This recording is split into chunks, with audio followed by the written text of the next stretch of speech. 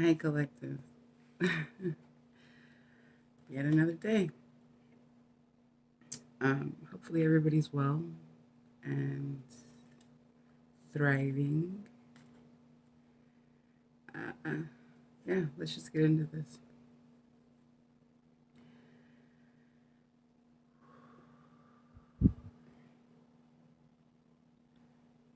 To the divine, please make me a clear and concise channel for the collective of star seeds, seeking self, seeking betterment, seeking growth.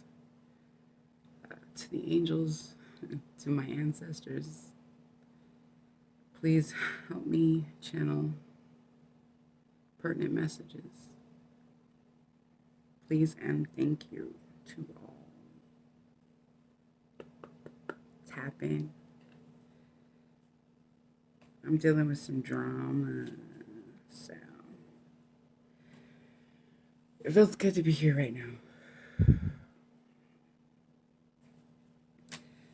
See what we can't gain. Shit. I left my book over there.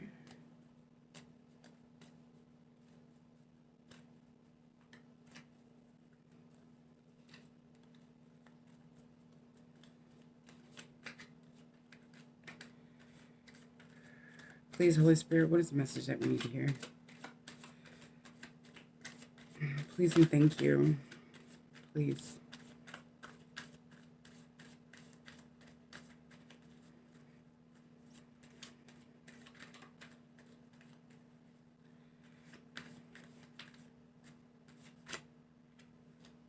I like it. Deep cellular healing. Arcturus energy. Physical and emotional healing. We've had this before.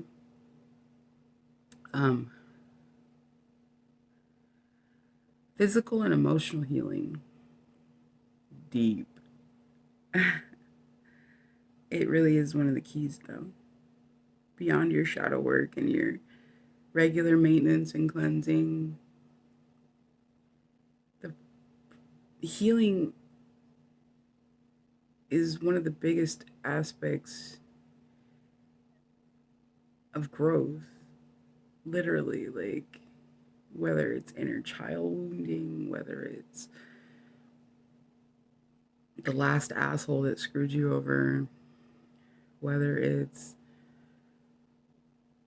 inability to control your anger and you have road rage, like all of those little things, man, they're happening for a reason.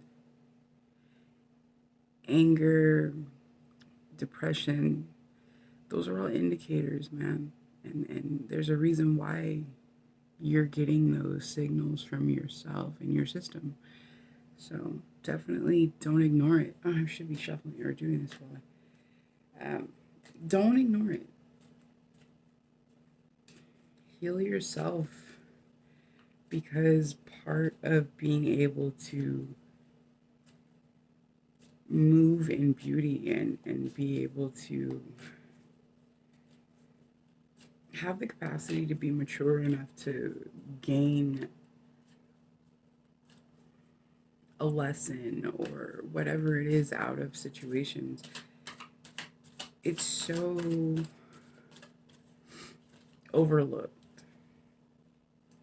Furthermore, if you heal a problem, it's harder for you to fall into those similar dynamics that created the space for you to be hurt initially. So really, it is very, very pertinent. Please, Holy Channel, we're looking, or Holy Spirit, we're looking for more messages. What else is it that we need to focus on? You guys see that badass pink moon? It's not pink. The reason they call it pink moon, I guess, is because there's a flower in the northern hemisphere that only blooms at this particular time of year that's very pink. So that's why it's got that name. But it's actually a full moon in Libra currently. So very, very emotional energy. It's good for relationships and love and things like that.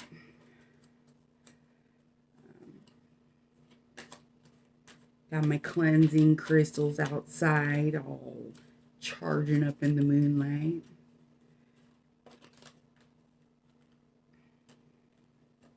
What's going on in my life? Well, at least one flipped out, you know. It really wanted to come out. I can dig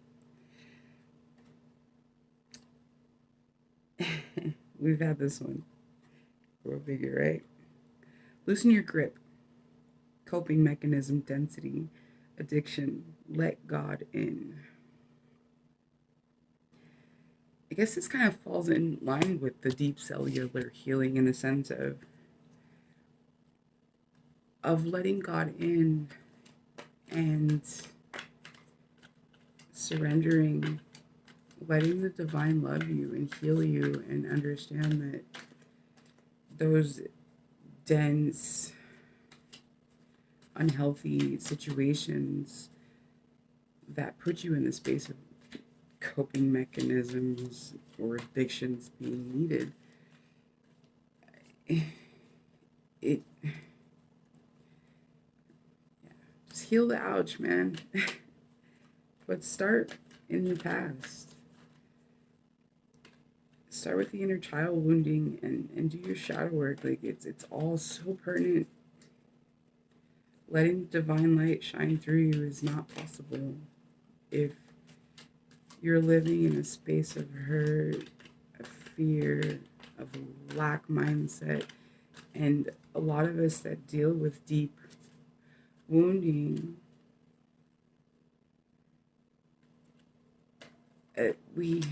sorry, my mind is elsewhere. I heard my baby shifting. I'm dealing with trauma. I don't even know what the hell I was just saying. Yeah, heal the space of the wounding. Identifying those coping mechanisms or patterns. Also, too, it helps you to prevent those situations from occurring again because you've healed that space. You understand that aspect of your psyche. And as humans, it's like addiction. You utilize a substance or a behavior to self-gratify, to self-medicate. But the reality of it is that you're creating more of a traumatic wound in the self, and it's gonna have to get identified and rectified in order to become healthy. And it doesn't matter what class you take, what method you utilize to heal, do your shadow work, all of that. Part of that healing is going to be allowing the divine to come in and be a balm for your soul. Let God in.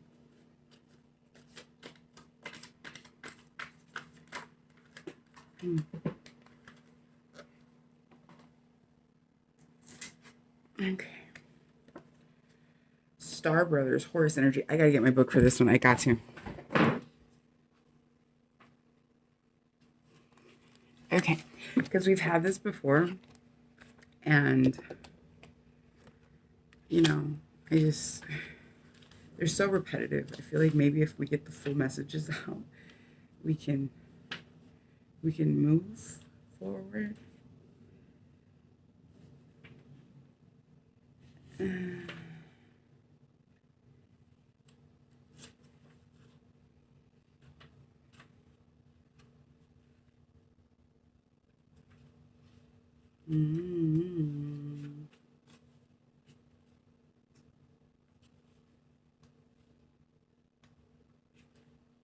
Okay.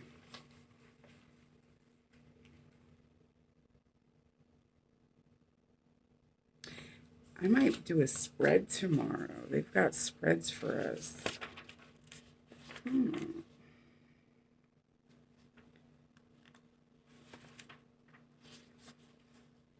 Of course, I would pull the book out and then not be able to find what I'm looking for.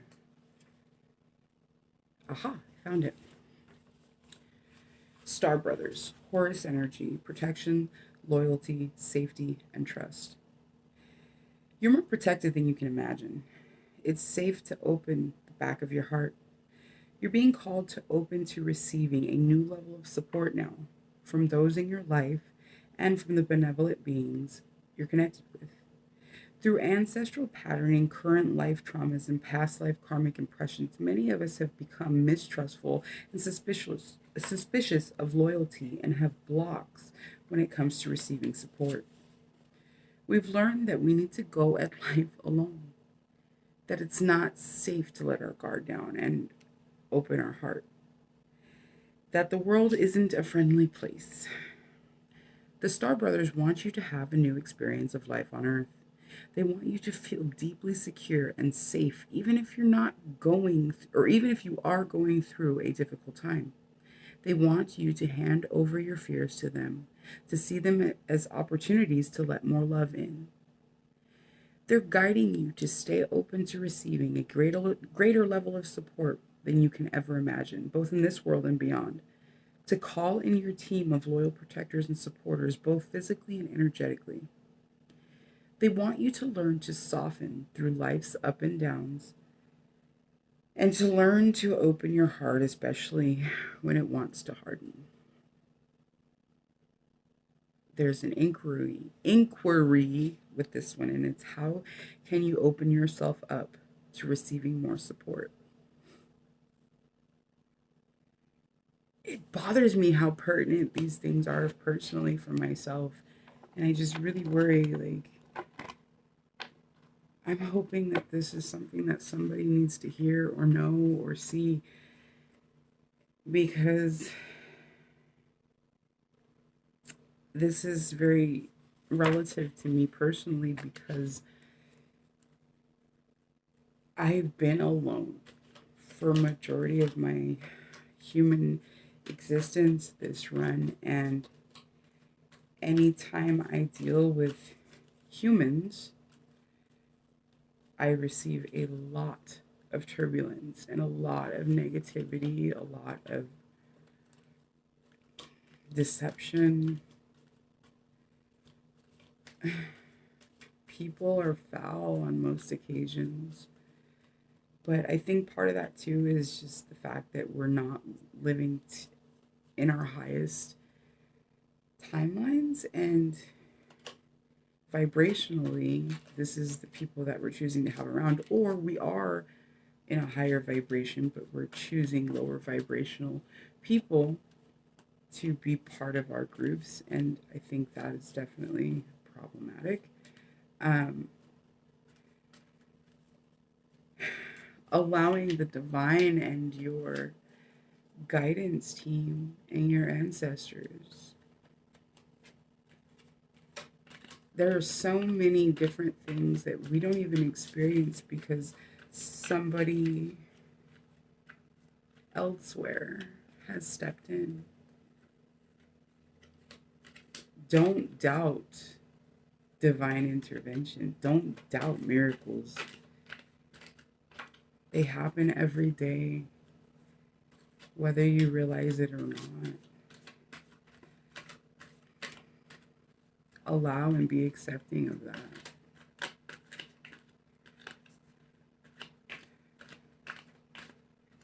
God is a very boastful God. He wants you to do good. Trust that you're loved and trust that you are very, very divinely protected. Especially in times like this. Shapeshifters, energy vampires, that shit's real, dude. Don't be mindful of who you let touch you. Be mindful of the people around you and their conversations. Being starseeds, most of us are highly empathic on top of being intuitive, and the Star Brothers can only do so much. You have to take the initiative to stand firm in some situations, whether it be alleviating the situation or the people involved, or just refusing to allow your energetic frequency to be diminished by being in those situations and around those situations, because as empaths, we take on those energetic frequencies of lack or misery or negativity that some people move from.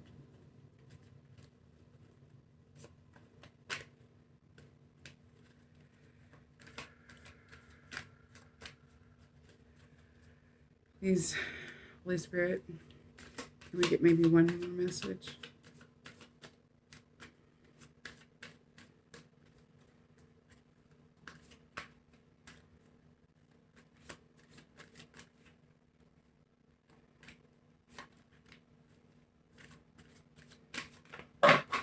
That was way too many. Son of a bitch.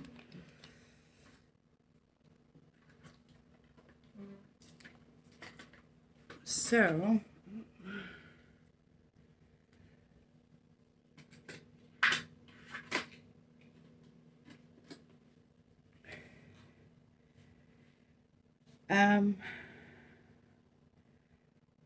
like 7 of them fell out, but 2 of them flipped over. So I'm going to take those 2 and probably just look in the guidebook.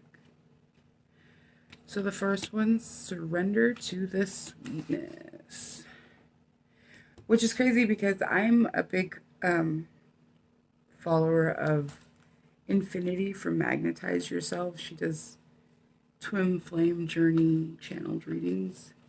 And I felt like her reading was very pertinent to me today. And she wasn't going to pull from this particular deck, and then she felt guided to do so. And this was the card that she pulled. Surrender to sweetness. Venus energy. Pleasure, joy. Make love to life. And I mean, like, if you just think about it, like, that joy, that passion that we should be moving from as humans is so relative. Even if you're in bad situations, like, allow that situation and learn from it, grow from it, find that little spark of beauty, because it's there. This is a sensual, highly feminine card. It's a call to surrender to the sweetness of life, to let ever abundant feminine take over, to taste the fruits you've been working so hard to grow, to let your senses take over and really drink in your life with wonder, to get intoxicated on the simple bounty that this planet has to offer and which you have within you when your well is full. The ancient Babylonians connected to the feminine goddess Ishtar on the planet Venus. And in Roman mythology, Venus was the goddess of love and beauty. In our night sky, aside from the moon, Venus shines the brightest. Time is our most precious resource, and it's the greatest healer. If you've been all work and no play, this is a sign to take some time out, to reconnect with your lover, play with your children, and give yourself the luxury of time without an agenda. Many of us are so busy in our lives that we forget to enjoy them. We forget why we decided to build them in the first place. Disconnection from the sweetness causes more pain than we realize, so many of us walk into soulless buildings 5 days a week in the name of survival. We strive to build the life of our dreams, but drive ourselves to exhaustion. This card is wooing you back into the pleasures of being human, to focus on what really matters and enjoying your incredible life. The inquiry attached to this one is, how can you surrender to the sweetness of life? What's one way you can enjoy your life a little more? Really, it's a thing. Taking those little bits of time just to just to appreciate.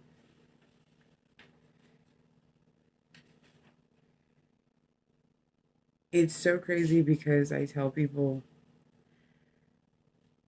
I work from home if they ask. I don't specify. Um, and it's so crazy because they hate it. They're like, how is that going for you?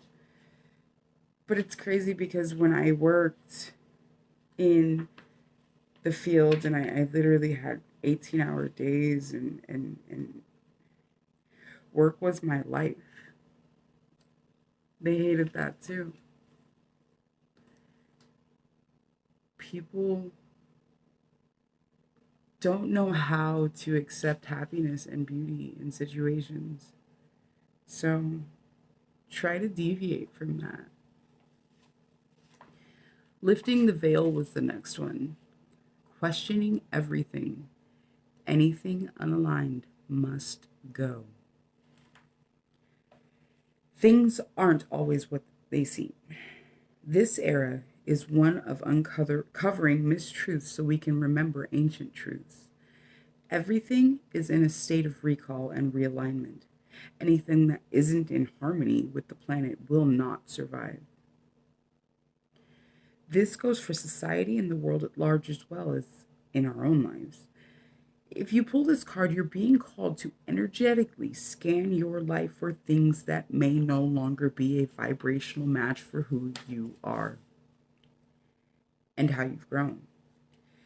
To dismantle the systems and ways of being that once served you and others but no longer do. Some star seeds are here to lift the veil between the seen and unseen worlds, to shine a light on things that are inauthentic or unaligned with the survival and well-being of Earth, to stand for and protect those who don't have a voice, to look deeper and question everything that previous generations did not. Some starseeds cannot tolerate things that aren't congruent. They're here to bring society and humanity back into harmony with the planet and the Creator at large. If we tolerate things in our life that aren't aligned and congruent with it, we add to the misalignment of the planet